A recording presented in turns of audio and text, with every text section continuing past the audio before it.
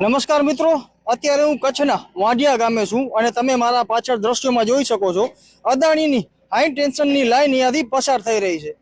અહીંયા 3 થી 3.5 મહિનાનો સમય થવા આવ્યો, પરંતુ આજનો ખેડૂત લાચાર શું કારણથી છે તમે મારા પાછળ દ્રશ્યોમાં જોઈ શકો છો। આ ખેડૂત મિત્રો છે, આજનો ખેડૂત એ અત્યારે એકલો શું કારણથી થઈ ગયો છે। વારંવાર આપણે વાત કરતા હોય કે ચલક ચલાણી મેરે ઘર પાણી, અત્યારે કિસ્સો કેવો છે કે જેમ ઘંટી પીસાતી હોય અત્યારે એ રીતે આખા ખેડૂતો અત્યારે પીસાઈ રહ્યા છે। અને કચ્છના ખેડૂતો માટે બોલવા તો બધા તૈયાર છે, બધાની વિચારધારા પરંતુ અલગ અલગ છે। કોંગ્રેસની વિચારધારા જોવા જાય તો અલગ છે, આમ આદમીની વિચારધારા જોવા જાય તો એ અલગ છે। અને અત્યારે ખાસ કરી આપણે કહી શકાય કે કિસાન સંઘ ખૂબ મોટે પાયે લડત લડી રહ્યું છે, પણ એમની પણ જોવા જાય તો વિચારધારા ક્યાંક ને ક્યાંક અલગ પડતી હોય છે।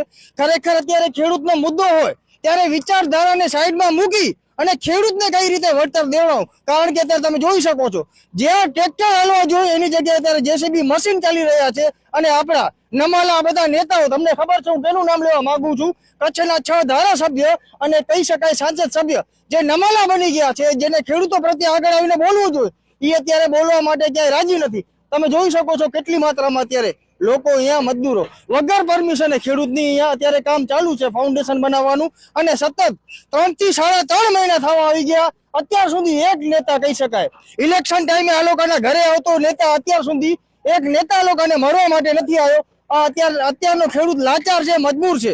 અત્યારે હું સીધો તમને ખેડૂત સાથે વાત કરાવ એના પહેલા એક વાત ચોક્કસથી કહીશ કે આપણો મૃદુ અને મગમ મુખ્યમંત્રી શું કારણથી એના મોઢામાં મગ ભરાઈ ગયા છે, અહીંયા કચ્છમાં આવે છે તો કચ્છની અત્યારે 3 થી 3.5 મહિનાની આજે લડત ચાલુ છે, ખેડૂતોને વારંવાર અટકાયત કરવામાં આવી રહી છે।